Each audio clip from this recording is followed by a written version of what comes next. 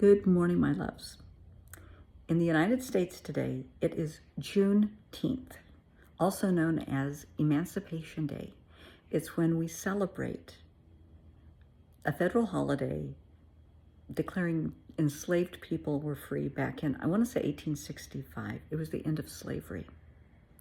Huge day, a lot to celebrate. But my question to you, my love, what are you still a slave to? Are you a slave to a relationship? Do you feel trapped, stuck, that you can't get out? You cannot, I'm sorry, you can't say that you feel you're a slave to your children. They work as hard, but we put ourselves in this position by having the children. So that answer doesn't count. You might need better time management and better boundaries and, be a stronger parent, but yeah, saying your kids really doesn't work. Are you a slave to your job? Does your employer have unreasonable expectations of your time and energy and talent? I mean, I have known people that will call you all hours asking about their cases. Back when I lived in the Midwest and I was doing consulting. I do medical legal consulting for medical malpractice firms, personal injury firms, asbestos firms, mass tort firms. And I've done this for, almost 15 years. And there was an attorney that I did consulting for, and he didn't pay attention to a clock. It might be 3 a.m. and he's calling you about a case. He doesn't care. You may have worked 12 hours on cases. He doesn't care. You may have other plans. He doesn't care. Cancel him.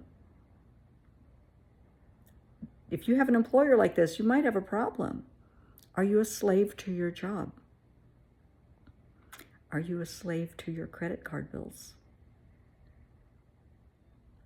Yeah. Are you a slave to fashion?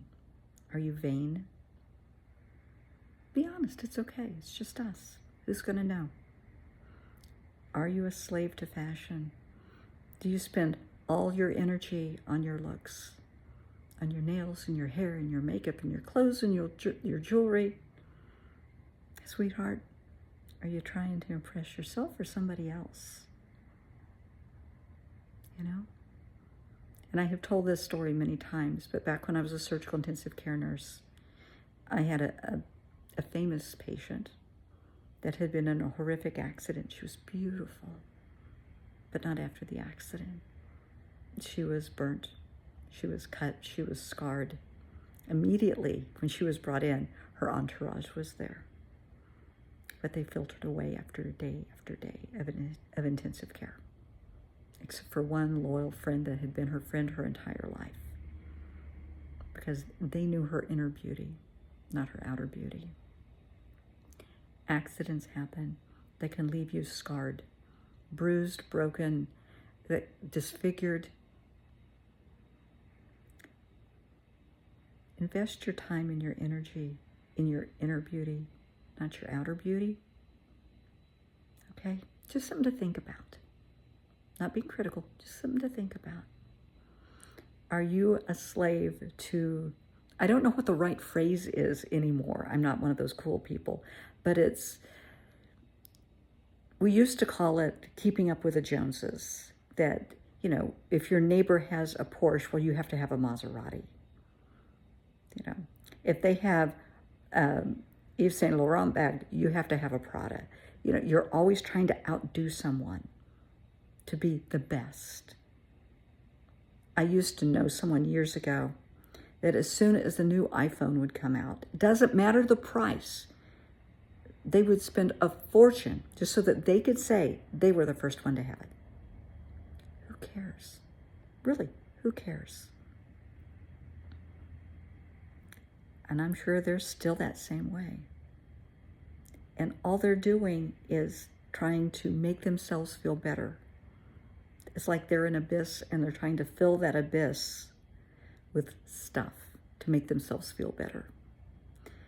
Years ago, I wrote, it's what I give, it's a handout I give all my clients, and it's called A Hole in Your Soul.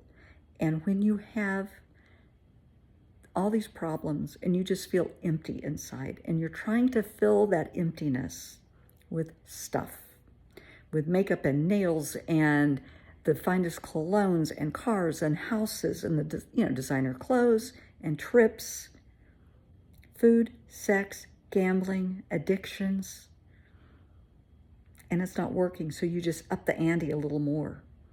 Well, you're not doing enough. You're trying to fill that hole in your soul with stuff.